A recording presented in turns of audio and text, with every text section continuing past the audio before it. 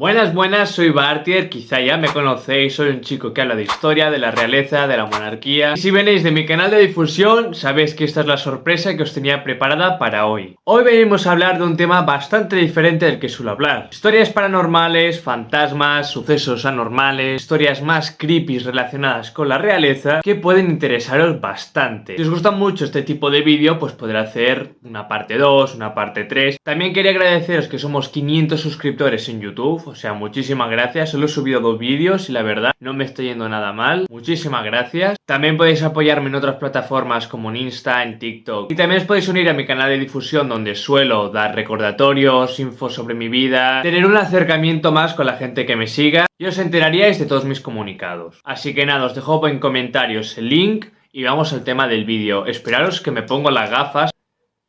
Estamos preparados. Vamos al tema del vídeo. Vamos a empezar con las historias de fantasmas. Historias de fantasmas. La primera de todas hace referencia a la Condesa Maléfica. Si no conocéis la historia, os pongo en contexto, tranquilos, porque no es una historia pues muy conocida. Según cuenta la leyenda, una condesa, la esposa del tercer propietario del palacio de Schönborg, un palacio que hay en las afueras de Copenhague, castigó severamente a su criada por pereza. La criada no estaba haciendo correctamente sus labores, por lo que fue castigada de una forma bastante curiosa por su señora. La condesa la ató delante de una chimenea y se fue a misa. A la vuelta de misa lo único que se encontró de la criada fue su esqueleto. Se había incendiado. La condesa decidió desatar la cuerda y al momento de desatar la cuerda el esqueleto se levantó y salió corriendo de la habitación hasta que llegó a la azotea y se tiró. Y esta ha sido la leyenda, no hay mucho más. Pero ¿qué pasó con este castillo? El palacio era una residencia del príncipe Joaquín de Dinamarca, que se mudó debido a los sucesos paranormales que estaban viviendo en esa casa. Dijo palabras textuales: estoy bastante seguro de que es la condesa maléfica la que tiene embrujado el castillo, aludiendo al ambiente extraño que se impregnaba en ese palacio. El príncipe no quiso dar mucho detalle de lo que estaba viviendo en su antigua residencia, pero se mudó de ella por algo sería. Lo que sí que explicó fue que él nunca había visto fantasmas ni de la criada ni de la condesa, que según se dice deambulan por ese palacio, pero en cambio una hija de unos amigos suyos asegura que vio la condesa. Ahí ya llega lo chungo y ahí ya llega lo creepy, que una hija de unos amigos tuyos que ni siquiera vive en ese castillo y quizá ni conoce la leyenda te diga que ha visto según qué cosas, pues evidentemente entiendo por qué el príncipe Joaquín decidió mudarse de ese castillo. Vamos, totalmente justificada la elección que hizo Joaquín de Dinamarca para mudarse de allí. Otra de las historias de fantasmas que voy a contar es sobre Elizabeth I.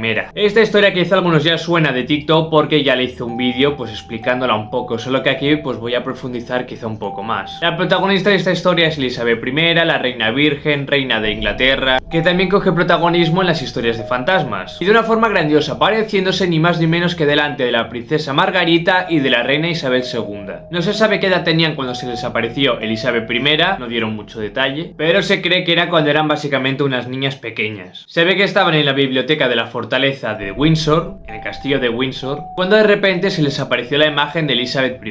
Evidentemente, pues las niñas fueron a decírselo a todo el mundo y esto voló como la pólvora, generando que una ola de testimonios asegurara que había visto también el fantasma de Elizabeth I o de otros reyes antiguos de Inglaterra, como por ejemplo un guardia del castillo de Windsor que aseguraba que había visto el fantasma de Elizabeth I y también del rey Jorge III en la biblioteca. Se ve que a Elizabeth I le debe encantar leer porque se aparece bastante seguido en la biblioteca, y es que se cree que el castillo de Windsor está embrujado y está habitado por los antiguos miembros de la familia real, porque se han hecho avistamientos de Jorge III, Jorge II y de Elizabeth I.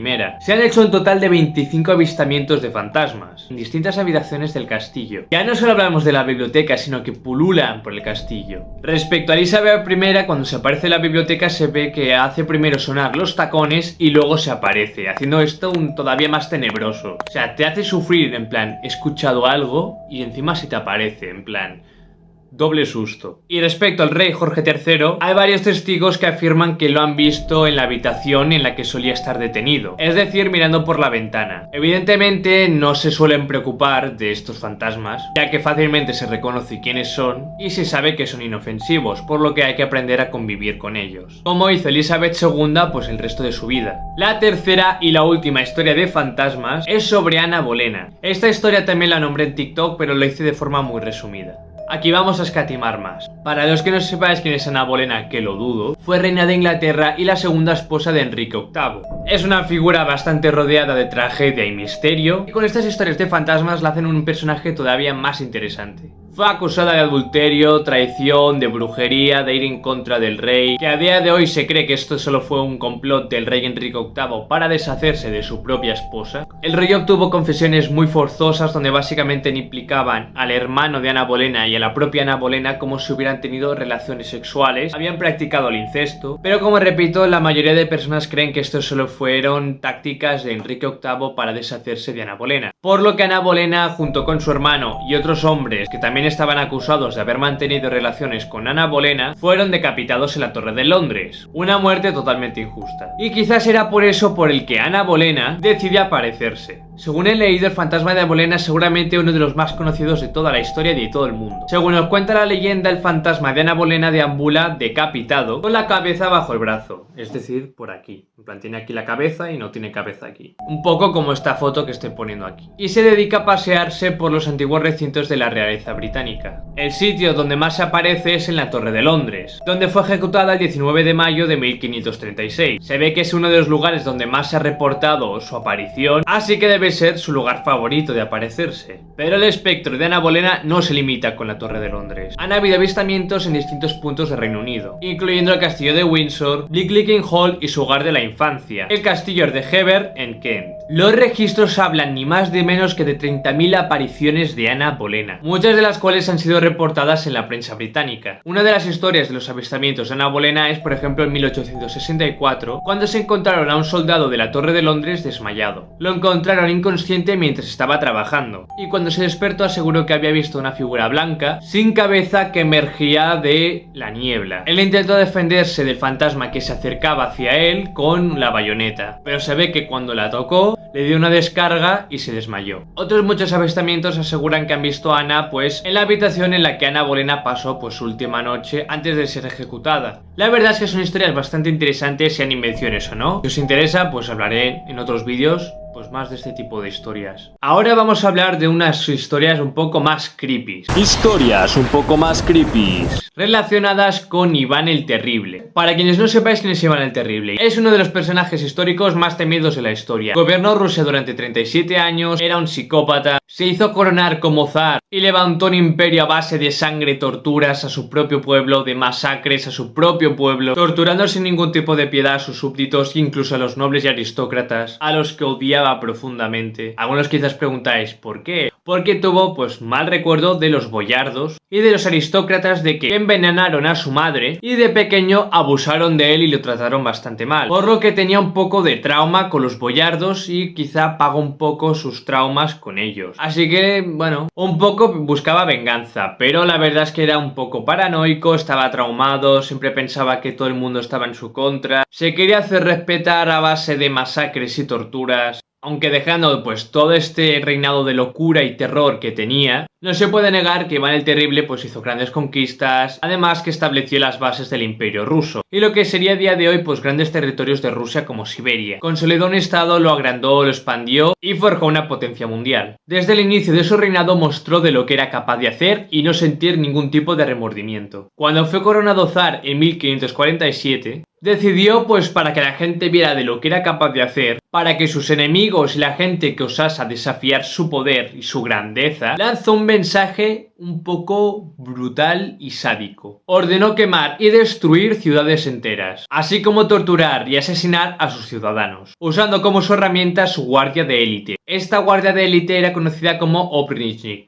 Vaya acento ruso que tengo. Entre otras de las cosas anormales que hacía este personaje histórico, era la de torturar perros por diversión. Arrojaba perros desde las almenas del Kremlin. Es decir, lanzaba al perro desde la muralla y se estampaba contra el suelo. Pero el perro sobrevivía, porque tampoco es una gran altura. O sea, tú te caes ahí y te rompes algo, pero no te mueres. Por lo que le encantaba observar la agonía y el dolor que estaba sufriendo el perro después de la caída. Además, para rematar esto, dejaba que los perros se murieran de hambre. Esto lo hacía con 13 añitos. Desde luego el niño desde pequeño apuntaba maneras. En otra ocasión convocó a los boyardos, a los que odiaba profundamente, concretamente en invierno, para reprenderles por su mala conducta con él, una de sus paranoias. Y decidió que castigaría a uno de los cabecillas de los boyardos para que vieran de lo que era capaz de hacer, siempre mostrar su autoridad y de lo que era capaz de hacer, como si fuera necesario demostrar lo loco que estaba. Así que dando una señal a sus esbirros, arrestaron concretamente al príncipe Andrei Shushki. Enfrente de una muchedumbre de Moscú, decidió arrojarlo a la jauría de perros hambrientos y torturados que tenía Iván el Terrible.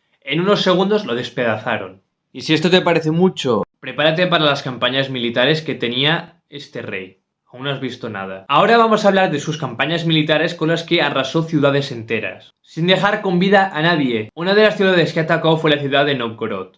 Creyendo que esta ciudad se iba a sublevar contra él porque él consideraba que era una ciudad traidora, ya que supuestamente se estaba aliando con Lituania, con un ejército de 15.000 hombres, pues la atacó. Torturó, decapitó y empaló a todos sus habitantes. Entre 27.000 a 60.000 personas fueron masacradas. Aunque se cree que esta cifra podía haberse exagerado para dramatizar y todavía convertir a Iván el Terrible en un personaje todavía más malo y perverso. Algunos dicen que las cifras de víctimas oscilan entre los 1.000 y 2.000. Aunque yo personalmente creo que un número tan pequeño tampoco me lo creo mucho. Era un ejército de 15.000 soldados. Sería raro que un ejército de 15.000 soldados solo matara a 1.000 habitantes de una ciudad con muchos habitantes. Iván el Terrible, para volver a castigar a Novgorod, dejó que la gente se muriera de hambre, porque encima tuvieron malas cosechas y encima les sacudió la peste negra. La población de Novgorod se redujo a 10.000 habitantes. Más de la mitad de la población fue exterminada gracias a Iván el Terrible. Y es que no tenía ningún tipo de problema con exterminar a su propio pueblo. Oprimía a los rusos exterminándolos a centenares. Y se la pelaba todo. Otra de estas ocasiones en las que el rey estuvo delirando fue una vez que estaba en el palacio y se encontró con su nuera Helena, a la que golpeó por vestir de una manera inapropiada según él. Estaba embarazada y le provocó un aborto. Su hijo, el esposo de Helena, salió a defender a su esposa. Esto provocó que Iván el Terrible se enfadara todavía más ante las protestas de su hijo. Se enfadó tanto que lo mató,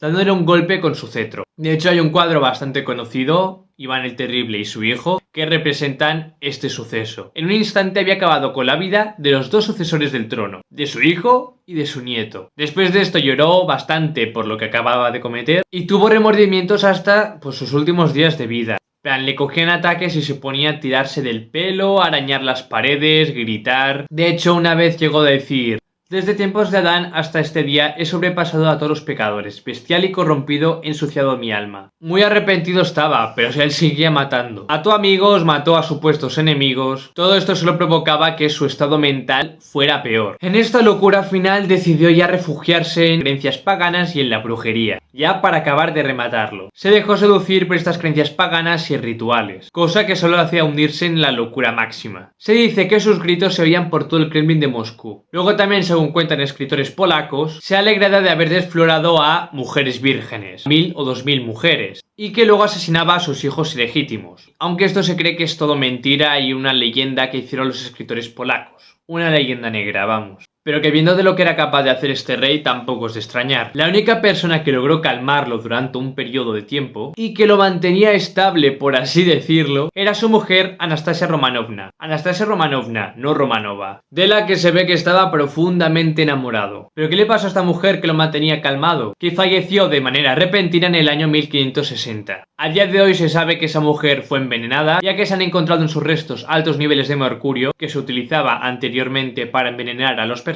y esto solo provocó que Iván el Terrible estuviera más violento y más conspiranoico de lo normal. Básicamente acentuó toda esta locura que llevó durante su reinado. Y esto ha sido todo, espero que os haya interesado. Si queréis hago una parte 2 hablando de otros temas creepy y de historias de fantasmas de la realeza que os puedan interesar. No olvidéis suscribiros a YouTube si no estáis suscritos, darme apoyo en otros vídeos que tenga subidos. Si estáis interesados podéis seguirme en Instagram, en TikTok o uniros a mi canal de difusión, que la verdad os lo agradecería. Y esto ha sido todo, espero que os haya interesado y nos vemos. Chao.